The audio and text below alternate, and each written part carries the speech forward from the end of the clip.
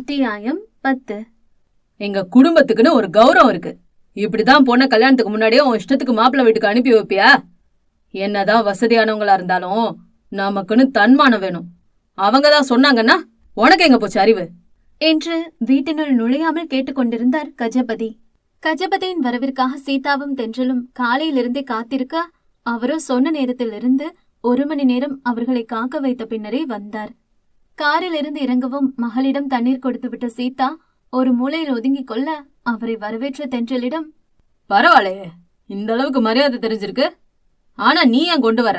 போய் உங்க அக்காவை வர சொல்லு என்றவர் மணப்பெண்ணான இளந்தளிர் அழைத்தால்தான் வீட்டிற்குள் வருவேன் என்பது போல போர்ட்டிகோவிலிருந்து நாற்காலியில் அமர்ந்து கொண்டார். வந்ததும் தன் வேலையை ஆரம்பித்துவிட்ட கஜபதியை முகம் கடுக்கடுக்க பார்த்து நின்ற தென்றல், பெரியவங்களா நடந்துக்கிறவங்கள நாங்களும் மதிப்போம். நீங்க வாங்காம போனா எனக்கு என்ன? இத கொடுக்க வந்தது கூட எங்க அம்மா வார்த்தைக்காக தான் என்று மனதினுள் கவுண்டர் கொடுத்தவாறு முறை திறந்தவள் தண்ணீரை அருகே இருந்த அவர் மனைவியிடம் கொடுக்க, அவரோ கணவரின் முகம் பார்த்து நின்றார். அதில் எரிச்சலற்றவள், மா என்று தாயை திரும்பி பார்க்கவும், வாங்க மாமா, வாங்கக்கா, வா தம்பி என்று வரவேற்று சூழலை சமாளிக்க பார்த்தார். அதான் நாங்க வந்துட்டோமே, போய் உன் பெரிய பொண்ண தண்ணி எடுத்துட்டு வர சொல்லு என்றார் அதிகாரமாக. மாமா, தளிர் பாட்டி வீட்டு சீர் செய்ய போயிருக்கா. இன்னும் கொஞ்ச நேரத்துல வந்துடுவா. இங்க கொஞ்ச நேரம் உட்கார்ந்தாலே வேர்த்து கொட்டும். நீங்க வீட்டுக்குள்ள வாங்க. அக்கா, நீங்களும் வாங்க. நீ என்னமா குழந்தைங்களை வச்சுக்கிட்டு நின்னுட்டு இருக்க என்று குழந்தையை வாங்கி கொண்டவர், என்ன பாக்குற தென்றல், அண்ணிய கூட்டிட்டு போய் ரூம்ல ஏசி போட்டு விடு. எல்லாருக்கும் ஜூஸ் எடுத்துட்டு வா, டிஃபன் எடுத்து வை என்று முறை திறந்த மகளை விரட்டினார். வாங்க என்று அவர்களை தென்றல் அழைத்து செல்லவும் யோசனையில் இருந்த கஜபதி, பாட்டி வீடா?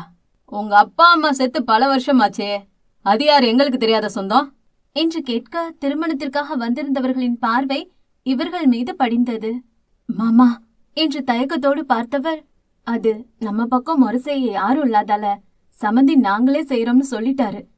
மாப்பிள்ளையோட அக்கா வீட்டுக்கு தான் போயிருக்கா, சீக்கிரம் வந்துருவா, நீங்க வாங்க என்று சுற்றி இருந்தவர்களை பார்த்தவாறு மெல்லிய குரலில் கூறினார். என்னது? யார் குடும்பத்துக்கு யார் முடிவெடுக்கிறது? இந்த குடும்பத்துக்கு பெரியவன்னு நான் ஒருத்தர் இருக்கும் போது என்ன கேட்காம உன் இஷ்டத்துக்கு பெண்ண அனுப்பி வைப்பியா? பணக்கார சம்பந்தம் கிடைச்சிட்டா வழக்கம் மறந்துடுமா? எல்லாமே உன் சம்பந்திய கேட்டு செய்யறப்போ கால் கல்வி ஆசீர்வதிக்க மட்டும் நாங்க எதுக்கு? அதையும் அவங்களே செய்ய சொல்ல வேண்டியதானே என்று கேட்க, சீதாவால் பதில் சொல்ல முடியவில்லை. அத்தனை பேர் பார்த்திருக்க அன்னையை பேசும் கஜபதி எதுவும் பேச முடியாமல் நின்று சீதாவை பார்த்த தென்றலுக்கு அத்தனை ஆற்றாமை. இல்ல மாமா, அப்படியெல்லாம் இல்ல. அவங்க வீட்டுக்கு இது கடைசி கல்யாணம், அதனால எல்லாமே நாங்க பாத்துக்கிறோம்னு சொன்னாங்க. அப்போ நான் அக்கா வழியில செய்யலான்னு உங்ககிட்ட பேச போன் பண்ணினேன். ஆனா நீங்க யாருமே எடுக்கல. கடைசியா வேற வழி இல்லாம தான் அவர் சொன்னதுக்கு ஒத்துக்கிட்டேன். ஏன் போன் எடுக்கலனா நேர்ல வந்து கலந்து பேசி முடிவெடுக்க தெரியாதா? என்னதான் பணக்கார சம்பந்தமா இருந்தாலும் நமக்குன்னு 4 உறவை வச்சு வைக்கணும். எங்க அதுதான் என் தம்பிய கட்டிட்டு வந்த நாள்ல இருந்தே உனக்கு அந்த பழக்கம் இருந்திருந்தாதானே? உனக்காக என் தம்பி எங்களை தலைமுழுகிட்டான், இப்ப நீ சம்பந்திக்காக எங்களை தலைமுழுகிருக்க என்று உசியாய் வார்த்தைகளை கஜபதி சொருக, சீதாவாள் விழி உயர்த்தி யாரையுமே பார்க்க முடியவில்லை. பேசாம நின்னா நீ செய்யறது எல்லாமே சரியாகிடாது. யாரு எங்க இருக்கணுமோ அங்க இருந்தாதான் மரியாதை. பணம் கொட்டி கிடக்கிறதால என்னைக்கும் சம்பந்தி இந்த வீட்டுக்கு தலைவன் ஆகிட முடியாது, ஞாபகம் வச்சுக்க என்று வார்த்தை அம்புகளால் சீதாவை சிதறடித்து திருமணத்திற்கு வந்திருந்தவர்களின் பார்வைக்கு விருந்தளித்தார். கலங்க முற்பட்ட விழிகளை கட்டுப்படுத்திய சீதாவின் குரல், மாமா என்ற போதே உடைய தொடங்கிவிட்டது. முந்தானையால் கண்ணீரை துடைத்தவர் பேசும் முன், அக்காக்கு கல்யாணம் நடக்க போறது உங்களுக்கு தெரியாதா? எல்லாமே நாங்களே கேட்கணுமா? தலைவன்னு சொல்றவர் அதுக்கேத்த பொறுப்போட நடந்துக்கணும். ஒவ்வொன்னுக்கும் எங்க அம்மாவை அழகழிக்க கூடாது என்று இதற்கு மேலும் பொறுக்க முடியாது தென்றல் கேட்டுவிட, என்ன கேட்ட? திரும்ப கேளு என்று கஜபதி நாற்காலியிலிருந்து கோபத்தோடு எழுந்து விட்டார். வாய மூடு தென்றல் என்று சீதா, மன்னிச்சிடுங்க மாமா, அவ சின்ன பொண்ணு, எதுவும் புரியாம வாய்க்கு வந்ததை பேசிட்டா. தயவு செஞ்சு நீங்க உட்காருங்க. இதுதான் பொட்ட பிள்ளைய வளர்த்த லட்சணமா? பெரியவங்க எது செய்தாலும் அதுல ஒரு காரணம் இருக்கும்னு தெரியாதா? இதென்ன எடுத்தெறிஞ்சு பேசுற பழக்கம்? முதல்ல உனக்கு மரியாதை தெரிஞ்சாதானே பசங்களுக்கு தெரியும் என்றவர் பேசிக் கொண்டிருக்கும் போதே மகளிடம், முதல்ல பெரியப்பா கிட்ட மன்னிப்பு கேளு என்று சீதா சத்தமாக சொல்லவும், தாயின் கண்களில் இருந்து வழிந்த நீரில் தன்னை கட்டுப்படுத்திய தென்றல், இதுதாமா கடைசி, இனி இந்தால ஏதாவது பேசினா நானே வெளியே போக சொல்லிடுவேன் என்று மனதார தாயிடம் சொன்னவள், மன்னிச்சிடுங்க பெரியப்பா என்றவள் கோபத்தோடு உள்ளே சென்று விட்டாள். ஏதோ என் தம்பிக்காக வந்தேன், இப்படி கூப்பிட்டு வச்சு செருப்பால் அடிப்பீங்கன்னு தெரிஞ்சிருந்தா வந்திருக்கவே மாட்டேன் என்றவர் வெளியில் செல்லவும் கூடியிருந்தவர்களிடமும் சலசலப்பு. பதறிய சீதா, மாமா அதுதான் அவ மன்னிப்பு கேட்டுட்டாளே, நீங்க அதை பெருசுப்படுத்தாதீங்க, உள்ள வாங்க, நான் தளிர உடனே வர சொல்றேன். உங்களுக்கு மரியாதை தெரியாம இருக்கலாம், உறவுகளோட அருமை புரியாம இருக்கலாம், அதுக்காக நானும் அப்படி இருந்துட முடியாதே. மட்டு மரியாதை தெரியாம பணத்துக்காக பழக்கத்தை மாத்திக்கிற உங்களுக்காக இல்லைனாலும் கூட பிறந்தவனுக்காக மண்டபத்துல இருக்கேன், எங்கேயும் போகல என்றவர் காரில் ஏறி திருமண மண்டபத்திற்கு சென்று விட்டார். குளித்து முடித்திருந்த தளிர் தான் தேர்ந்தெடுத்த புடவையை பாந்தமாக உடுத்தி ஒப்பனை செய்து முடித்து ஈர கூந்தலில் விரல்களை நுழைத்து சிக்கெடுத்தவாறு பால்கனியில் நின்று கொண்டிருந்தாள். பார்வை எதிரில் இருந்த கட்டிடத்தின் மீது இருந்தாலும் அவள் மனதிலோ சற்று முன் வளையலிடுகையில் தன் மீது பதிந்த உதயாதித்தனின் பார்வையை ஊர்வலம் நடத்த அவள் இதழ்களில் நாண புன்னகை உதயமானது. உடனே கைபேசி எடுத்தவள் கூந்தலை ஒரு பக்கமாக ஒதுக்கி தன்னை புகைப்படம் எடுக்க தொடங்கிட சுஜியின் அழைப்பு. ரெடி ஆகிட்டியா தளிர்? கிட்டத்தட்ட முடிஞ்சது, தலை ஈரமா இருக்கு, ஆற வச்சிட்டு இருக்கேன். அனி இன்னும் 10 நிமிஷம் ஆகும். சரி சரி, ஒன்னும் அவசரம் இல்ல, நிதானமாவே வா. அங்க உனக்கு கொடுத்த தாம்பாளத்துல நிவி நகை வச்சிருக்காளாம், பாரு, அதையும் போட்டுக்கோ. என்ன நீ ஏற்கனவே எடுத்துட்டீங்களே, இன்னும் இதுக்காக? எனக்கு ஜுவல்ஸ்ல அவ்வளவா விருப்பம் இல்ல. இருக்கட்டும் தளிர், இது அவளோட மாமியார் மாமனார் எடுத்ததான், அவங்களுக்காக போட்டுக்க, சந்தோஷப்படுவாங்க என்றதும் சரி அண்ணி என்றவள் நகையை போட்டுக்கொண்டு மீண்டும் பால்கனியில் நின்று கூந்தலில் விரல் நுழைக்க அதனுடைய மனதினுள் நுழைந்தது உதயனின் நினைவு. அத்தனை பேருக்கு நடுவில் முத்தமிட போனவனின் நினைவை ஒதுக்க முடியாது தத்தளித்த தளிரின் மனம் போலவே அவள் விரல்களும் நடுக்கம் கொண்ட அதே வேளை முதல் 2 அறைகளில் தளிரை தேடிய உதய் 3வது அறையில் அவளை கண்டு கொண்டு சத்தமின்றி கதவை அடைத்துவிட்டு பால்கனிக்கு சென்றவன் சட்டென தளிரை பின்னிருந்து அணைக்கவும் அதை எதிர்பாராதவள் நெஞ்சம் படபடக்க அம்மா என்ற அலறலுடன் பயத்தில் கண்களை மூடியவாறு சட்டென கீழே அமர்ந்து விட்டாள். அவள் செய்கையில் பதறிப்போன உதய், ஹே தளிர், என்னாச்சு? நான் தான், ரிலாக்ஸ் என்று அவள் எதிரே அமர்ந்திட அவளோ இன்னமும் குறையாத நடுக்கத்தோடு அமர்ந்திருந்தாள். எதுக்கு உனக்கு இவ்ளோ பயம்? இங்க பாரு என்றவன் அவள் முகம் நிமிர்த்தி, என்ன தவிர வேற எவன்டி உன்னை கட்டுப்பிடிப்பான்? இப்போ நீ என்ன நினைக்கலல்ல என்றவன் சிடுசிடுக்க மெல்ல கண்களை திறந்து ஆசுவாச மூச்செடுத்தவள், நான் யாரோன்னு பயந்துட்ட உதய், எதுவும் சொல்லிட்டு செய்ய மாட்டீங்களா? இப்படியா பயமுறுத்துவீங்க என்று நெஞ்சில் கை வைத்தபடி படப்படுத்தாள். ஏண்டி இதெல்லாம் சொல்லிட்டா செய்வாங்க? விட்டா ஏன் பொண்டாட்டிய கட்டுப்பிடிக்க போறேன்னு மீடியாவை கூப்பிட்டு நியூஸ் கொடுத்துட்டு வர சொல்லுவ போல. கொஞ்ச நேரத்துல நீ பயந்து என்னையும் பயமுறுத்தி, முதல்ல எந்திரடி என்று அவளை நாற்காலியில் அமர்த்தியவனுக்குமே அவள் முகத்திலிருந்து அச்சம் சற்று நிதானிக்க செய்தது. முதல்ல தண்ணி குடி என்று டம்ளரை நீட்ட வாங்கி கொடுத்தவள் இப்போது ஓரளவு இயல்பிற்கு திரும்பி இருந்தாள். ஹரி ஓகே. ஆனா திடீர்னு நீங்க என்ன இங்க? இதுக்கு வந்தீங்க?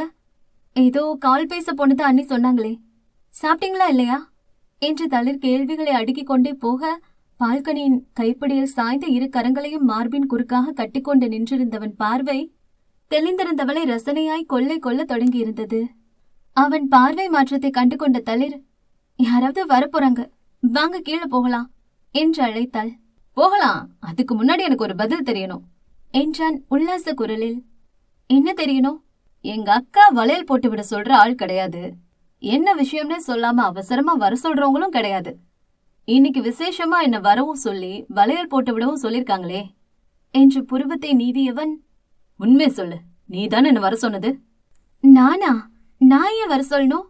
அப்படியா என்றவனின் வார்த்தை அவள் செவியோடு உறவாட இருவருக்கும் இடையிலிருந்த தூரத்தை வெகுவாக குறைத்து விட்டவனின் பார்வையில் மயக்கம் கூடிட, உன்னோட பொய் கூட உன்ன மாதிரியே ரொம்ப அழகா இருக்கு தளிர், ஆனா உனக்கு அதை சரியா சொல்ல தெரியல.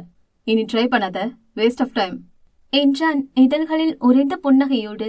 உதயின் நெருக்கத்தில் அன்னிச்சையாக கண்களை மூடிக்கொண்டவள், எஸ், நான் தான் வர சொன்னேன் என்றாள். ஏன், உன்கிட்ட என் நம்பர் இருக்கே, நீ என்ன கூப்பிட்டு இருக்கலாமே, எதுக்கு அக்கா கிட்ட சொன்ன? நீ தான் கூப்பிட்டேன்னு தெரியாம நான் எல்லாரையும் கூட்டிட்டு வந்து உன்னால குடுக்க வேண்டியது குடுக்க முடியாம போயிடுச்சு என்றவன் சலித்து கொள்ள, நான் கூப்பிட்ட நீங்க கோபத்துல வராம போயிட்டா என்ன செய்ய? அதான் அண்ணிய விட்டு உங்களை கூப்பிட்ட. சர்ப்ரைஸ் பிடிச்சிருந்ததா என்று தளிர் அவன் அறியாமல் ஓரடி பின்னே வைக்க, பிடிச்சதாவா என்றவன் அவளோடு சேர்த்து ஓரடி முன்னே வைத்தான். ஏண்டி நீ மட்டும் எதுவும் சொல்லாம என்ன சர்ப்ரைஸ் பண்ணி திக்குமுக்காட வைக்கலாம்? பதிலுக்கு நான் ஹக் பண்ணி உன்னை சர்ப்ரைஸ் செய்யக்கூடாதா? இது சர்ப்ரைஸா? ஷோ, நான் நிஜமா பயந்துட்டேன் உதய். ஓகே, ரிலாக்ஸ் என்றவன் அவள் கையை பிடித்து வளையலை வருடியவாறே, இதுக்கு என்ன அர்த்தம் என்றான். திடீரென இப்படி கேட்டால் அவள் என்ன அர்த்தம் சொல்ல? பதிலின்றி பார்த்திருந்தவள் விழிகளில் அவன் நெற்றியில் உற்பத்தியாகியிருந்த வியர்வை விழவும், உதய், ஏன் இங்க நின்னுட்டு? ரொம்ப வெயிலா இருக்கு, வாங்க உள்ள போய் பேசலாம். நீ என்ன டைவர்ட் பண்ணாம விஷயத்துக்கு வா. என்ன விஷயம்? நான் ஒன்னும் டைவர்ட் பண்ணல. மதிய வெயில்ல இருந்தா உங்களுக்கு ஒத்துக்காதோன்னு சொன்னேன். இல்ல, வேண்டாம், இங்கே இருக்கலாம். I am okay with it. இது பால்கனி உதய், நான் தலை காயட்டும் நீங்க வந்தேன். உங்களுக்கு எப்படி வியர்க்குதுங்க? ஏசி இல்ல, வாங்க உள்ள போகலாம் என்று மீண்டும் அழைத்தாள். இல்ல, வேண்டாம் என்று அவளிடமிருந்து விலகி பால்கனியின் கைப்பிடியில் அமர்ந்திருந்து கொண்டான். ஏன் உதய், உங்களுக்கு ரொம்ப வியர்க்குது, வாங்க. சொன்னா கேளுடி. இப்ப நான் என் கண்ட்ரோல்ல இல்ல. ஏற்கனவே நீ பயந்துட்ட.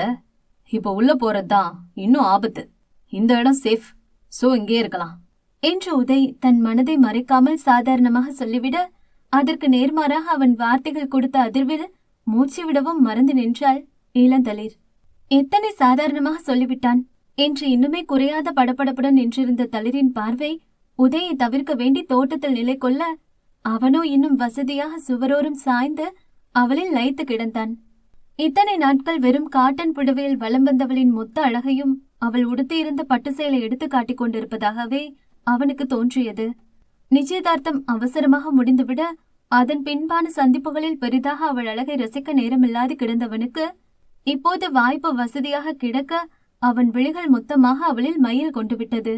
கூந்தல் அலைப்பாய கழுத்திலும் காதிலும் வழக்கத்திற்கு மாறாக கிடந்த வைர நகைகள், கைகளை நிறைத்திருந்த கண்ணாடி வளையல்கள், மெல்லிய உதட்டு சாயத்தோடு கூடிய அளவான ஒப்பனை என்று மணமகளுக்கே உரித்தான சோபையோடு நின்றிருந்தவளை பார்த்தவனுக்கு நொடிக்கு நொடி தித்திப்பு கூடியது. என்று குரலை செருமியவன், எவ்வளோ நேரம்டி அந்த மரத்தையே முறைச்சு பாப்ப? பார்த்தது வர போதும். சரி, இதுக்காவது என்ன அர்த்தம்னு சொல்லு. ஒற்றையாய் விடப்பட்டிருந்த அவள் புடவை முந்தானையை பிடித்து லேசாக இழுத்து உதய் ஆராய்ந்திட, அவன் செவியில் நிவி புடவை குறித்து கொடுத்த விளக்கம் சுழன்றது. அவன் இழுப்பில் திரும்பியவள் உதயின் கையிலிருந்த சேலையை பிடித்து கொண்டு, ஏன் இது சரின்னு உங்களுக்கு தெரியாதா என்றாள். எனக்கு தெரியும், ஆனா இதுக்கும் உனக்கு அர்த்தம் தெரியாது, அப்படித்தானே என்றவனின் பார்வையே அவளை தழுவியிருந்த சேலையாக தானே உருமாறும் பேராவலை எடுத்து சொல்லியதில் தளிரின் முகத்தில் உருவமில்லா உணர்வுகளின் படையெடுப்பு. சொல்லு தளிர் என்றவனின் பார்வை அவளை பருகி கொண்டிருக்க, அவன் உரிமையை தடுக்க முடியாதவள் மீண்டும் பார்வையை திருப்பி விரல்களை கூந்தலில் நுழைத்து கொண்டாள்.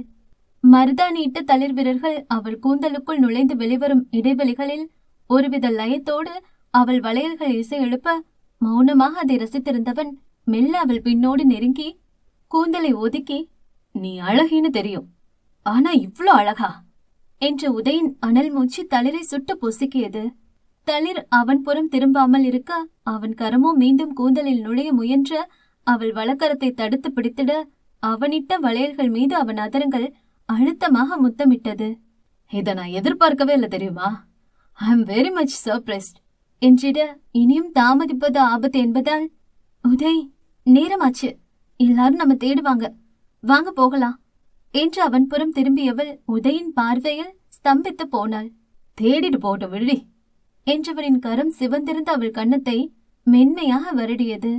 அவனை தடுக்க முடியாது நின்றவளுக்கு அவனிடமிருந்து தப்பிக்கும் மார்க்கமும் புரியாது போக, இறுதியில் உதயிடமிருந்து தப்பிக்க அவனையே சரணாகதி அடைவது போல தளிரின் வலக்கரம் இடைக்கரத்தின் மணிக்கட்டை அழுத்தி பிடித்தது. அவள் உணர்வுகளை அவதானித்திருந்த உதய் விழிகளில் அவள் கரம் விழவும், மூச்சு முட்டுதுடி, இவ்ளோ நெருக்கமா பிடிக்காத, ஐ அம் லிட்டரலி சஃபகேட்டிங் என்றான் கிறங்கிய குரலில். வாட், என்ன சொல்றீங்க? நான் எங்க உங்களை பிடிச்ச என்றதும் தான் தாமதம். சட்டென அவள் வலக்கரத்தை உதய் உயர்த்த, அதன் மணிக்கட்டை பிடித்திருந்த இடக்கரமும் சேர்ந்தே உயர்ந்தது. ஏற்கனவே வலையில போட்டு எனக்கு காத்து கிடைக்காம பண்ணிட்ட, இப்போ இதுக்கு மேல இப்படி இறுக்கி பிடிச்சா மூச்சு முட்டாதா என்று கேட்கவும், சட்டென சிரித்துவிட்ட தளிர், எங்கிருந்து அப்படி பேச கத்துக்கிட்டீங்க என்றாள். ஏண்டி, இதுக்கெல்லாம் கிளாஸ்க்கு போவாங்களா? உன்னை பார்த்ததும் அதுவா தோணுது, நான் என்ன செய்ய? ஒரு காம்ப்ளிமெண்ட் கொடுத்து அதை ரசிக்காம சிரிக்கவா செய்யற நீ என்று அவள் காதை மெல்லமாக பிடித்தெழுத்தவனும் அவள் சிரிப்பில் இணைந்திருந்தான். இது காம்ப்ளிமெண்டா என்றவளுக்கு இன்னுமே சிரிப்பை நிறுத்த முடியவில்லை. வேறென்ன? ஏ, உங்களுக்கு தெரியாதா? தெரியல, நீயே சொல்லு. இதுக்கு பேரு ஃப்ளர்ட். அப்படியா? இருந்துட்டு போட்டுமே. என்ன பேரா இருந்தா என்ன? நான் கொஞ்சம் இங்கிலீஷ்ல வீக். தெரியாம இங்கிலீஷ் டீச்சரை கல்யாணம் செய்ய முடிவு பண்ணிட்டேன். மேடம் பெரிய மனசு பண்ணி கல்யாணத்துக்கு முன்னாடியே லவ் சிலபஸ் கையில் எடுத்த மாதிரி சீக்கிரமே ரொமான்ஸ் சிலபஸையும் எடுத்து ஃப்ளர்ட்டிங் மட்டும் இல்லாம கிஸ்ஸிங், ஸ்மூச்சிங், ஹக் என்று உதய் தலைப்புகளை அடுக்கிக் கொண்டே போக தளிரின் விரல்கள் அவசரமாக அவன் அதரங்களை அழுத்தமாக மூடிவிட்டது. என்ன என்று சிரிப்போடு அவள் விரல்களை பிடிக்க, இதென்ன பேச்சு? நமக்கு இன்னும் கல்யாணம் ஆகல, அது ஞாபகம் இருக்கட்டும் என்று ஒற்றை விரலால் அவனை தள்ளி நிறுத்தினாலும் முகத்தின் செம்மையை மறைக்க தளிர் போராடியதன் மூலம் உதயாதித்தனை மொத்தமாக பேதலிக்க செய்திருந்தாள். நாளைக்கு கல்யாணம், அது உனக்கு ஞாபகம் இருக்கட்டும். இந்த மெயின் எக்ஸாமுக்கு முன்னாடி மாடல் எக்ஸாம் எழுதுறது இல்லையா? அப்படிதான் இதுவும் என்றான் புன்னகையோடு. அதெல்லாம் எனக்கு ஞாபகம் இருக்கு. உங்களுக்கு தான் எங்க இருக்கோம், அக்கம் பக்கம் யாரு இருக்கான்னு கூட ஞாபகம் இல்லாம போகுது. இங்க யாரடி இருக்கா? நான் தான் டோர் லாக் பண்ணிட்டேனே. டோர் லாக் பண்ணீங்களா? யாரு கேட்டு செஞ்சீங்க? அண்ணி வருவாங்க என்று அவள் பதறிக்கொண்டே உள்ளே செல்ல, ஹே நில்ல, யாரும் வரமாட்டாங்க. ராகவன்ட்ட சொல்லிட்டு தான் வந்த. இன்னும் கொஞ்ச நேரத்துல கிளம்பிடலாம். நீ ஏதோ சொல்லிட்டு இருந்தியே, என்ன என்று கேட்கவும் வளையலிடும் போது அவன் நடந்து கொண்ட விதத்தை சொல்லியவள், உங்களுக்கு சுத்தி யார் இருக்கான்னு தெரியாதா? கீழே அத்தனை பேர் எதிரில் கிஸ் பண்ண பாத்தீங்க? இல்லடி, நிஜமா எனக்கு நீ மட்டும்தான் தெரிஞ்ச. இத்தனை நாள் ஏதேதோ யோசனையில இருந்தவனுக்கு கை முழுக்க என் பேரை பார்க்கவும் ஒன்னும் புரியல. அது ஒரு தனி ஃபீல். உனக்கு சொன்னா புரியாது. ஆனா நான் அவ்வளவு தூரம் சொல்லியும் எதுக்கு எல்லாரும் எதிரில் காலை பிடிச்சிங்க? அத்தை மாமா எல்லாரும் என்ன நினைச்சிருப்பாங்க? ஏண்டி, காலை பிடிச்சா என்ன? நிச்சயதார்த்தம் முடிஞ்சாலே பாதி பொண்டாட்டின்னு சொல்வாங்க.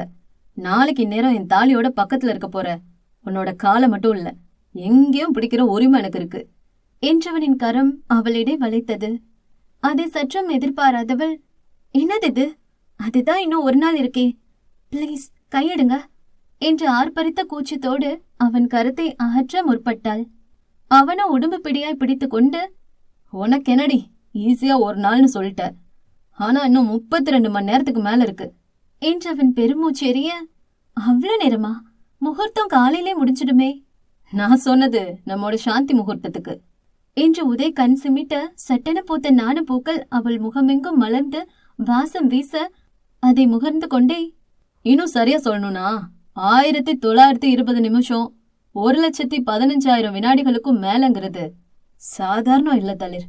நிஜமாவே எப்படி சமாளிப்பேன்னு இருக்கு என்று தளிரின் செவிமடலோடு அவனது தகைக்கும் அதரங்கள் உறவாடியது. உதய் பிளீஸ், நம்ம கீழே போகலாம், இனி இங்க இருக்க வேண்டாம் என்று திரும்பியவள் இமைக்கும் நொடியில் உதயாதித்தனின் இறுகிய அணைப்பில் அடங்கிட, ஜஸ்ட் ஹக், அதுக்கு மேல எதுவும் இல்ல, பயப்படாத என்றவனின் ஏக்கங்கள் கனன்று அவள் கழுத்து வளைவை பொசுக்கிக் கொண்டிருந்தது. நிமிடங்கள் கரைந்து கொண்டிருந்ததே தவிர உதயனின் அணைப்பு முடிவில்லாது போகவும், உதய் பிளீஸ், எல்லாரும் வெயிட் பண்ணிட்டு இருப்பாங்க, நம்ம கீழே போகலாம் வாங்க என்று திணறலோடு சொல்லி முடிக்க அவனிடம் மாற்றமில்லை. You know, literally I am suffocating என்று இருவருக்கிடையில் சிக்கியிருந்த இளந்தளிரின் மருதாணியிட்ட தளிர் விரல்களை உயர்த்தி அழுத்தமாக தன் அதரங்களை புதைத்த உதய், இங்க புடிச்சுக்கோ, அப்பதான் என்னால மூச்சு விட முடியும் என்று அவள் கைகளை தன் கழுத்தை சுற்றி போட்டுக் கொண்டவன் மீண்டும் சுகமாக தன் அணைப்பை இறுகிக் கொண்டே செல்ல, அதன் விளைவாய் இறுதியில் தளிருக்குத்தான் மூச்சு முட்டி போனது. இக்காட்சியை கீழே தோட்டத்திலிருந்து பார்த்திருந்த ராஜி முகசுளிப்போடு தங்கை களைத்திட, சொல்லுக்கா என்று பேத்தி குறித்த நகைச்சுவையில் எழுந்த சிரிப்போடு கேட்டார் ஜெஹா. ஏ ஜெஹா, இங்க என்ன கூத்து நடக்குதுன்னு தெரியாம நீ சிரிச்சுக்கிட்டு இருக்க? சே, நல்ல குடும்பத்து பொண்ணு எவளாவது இப்படி செய்வாளா? நான் தான் சொன்னனே இவ சரியான வித்தக்காரின்னு.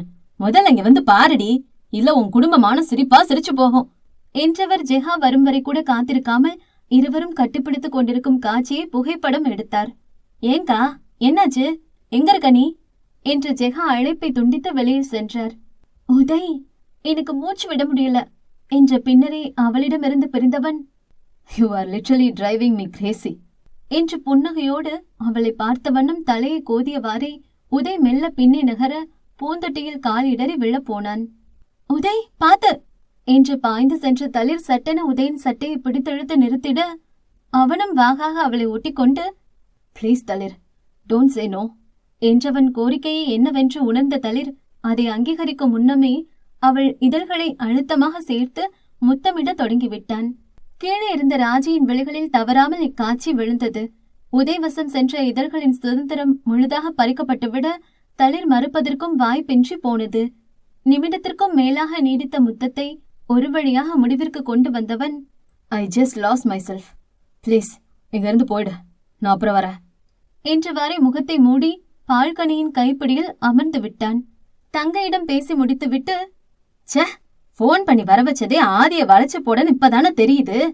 நாளைக்கு கல்யாணத்தை வச்சுட்டு அப்படி என்ன அவசரமோ என்று சொல்லிக்கொண்ட ராஜியின் விழிகளில் தளிர் உதயின் சட்டையை பிடித்தெழுத்து முத்தமிடுவது விழவும் அதிர்ந்து போனவர், சீ கருமம், இப்படிமா ஒரு பொம்பளை வெக்கங்கிட்ட அலைவா என்று தலையில் அடித்துக்கொண்டு தங்கையை தேடி செல்ல அவசரமாக வெளியில் வந்த ஜெகதீஸ்வரி, என்ன காச்சு, எதுக்கு அப்படி சொன்ன என்று கேட்கவும் அவள் கையை பிடித்து, வாடி வந்து நீயே அந்த கருமத்தை பாரு என்றவர் அங்கே செல்ல அதற்குள் உதயும் தளிரும் அறையினுள் சென்றிருந்தனர். அக்கா என்னக்கா என்று பால்கனியை பார்த்திருந்த ராஜியை கேட்க நடந்ததை ஜெகாவிடம் சொல்லி புகைப்படத்தையும் காட்டினார். அக்கா என்னக்கா அதெல்லாம், முதல்ல டெலீட் பண்ணு, எதுக்காக இதெல்லாம் போட்டோ எடுத்த என்றவர் முகத்தை திருப்பிக் கொண்டார். நான் சொன்னா யார் நம்புறா, அதுதான் போட்டோ எடுத்தேன். பாத்தியா உன் வீட்டுக்கு வரப்போற மகராசியோட லட்சணத்தை, இப்படி பட்ட பகல வெட்ட வெளியில கூச்சமே இல்லாம நிக்கிறத. அக்கம் பக்கம் வீடுங்க இருக்கு, அடுத்தவங்க வீட்டுக்கு வந்து இப்படி சல்லாபம் பண்றது கொஞ்சமும் சரியில்லை ஜெகா. இதெல்லாம் முதல்ல தட்டி வைக்கணும், இல்ல நம்ம மானம் போகும் என்று அவர் சொல்லிக் கொண்டிருக்கும் போதே அங்கே வந்தார் அம்பலவாணன். என்ன பண்ற ஈஸ்வரி என்று கேட்டாலும் பார்வை ராஜி மீதிருந்தது. சும்மா அக்கா கூட பேசிட்டு இருந்தாங்க என்ற மனைவி அவரும் வந்தது முதலே கவனித்துக் கொண்டுதானே இருக்கிறார். இங்கு வைத்து எதுவும் பேச வேண்டாம், நிகழ்ச்சி நல்லபடியாக முடிந்த பிறகு பேசிக்கொள்ளலாம் என்று முடிவு செய்து கொண்டார். அதுக்கு கூட உனக்கு நேரம் இருக்கா? நீங்க 2 பேரும் கிளம்பி போய் மண்டபத்துக்கு தேவையான பொருளெல்லாம் சரி பார்த்துடுங்க, எதுவும் விட்டு போக கூடாது. நீங்க வரலையா? இல்ல, நான் தளிர வீட்டுல விட்டுட்டு மண்டபத்துக்கு போயிட்டு வரேன், நீங்க கிளம்புங்க என்றவர் வீட்டினுள் செல்ல ஒருவர் பின் ஒருவராக தளிரும் முதையும் கீழே வந்திருந்தனர். இருவரையும் ஒன்றாக அமர வைத்து சுச்சி பரிமாறி முடிக்கவும் மீண்டும் அனைவரிடமும் ஆசி பெற்ற தம்பதி அம்பலவாணனுடன் இளந்தளிரின் வீட்டிற்கு கிளம்பினர்.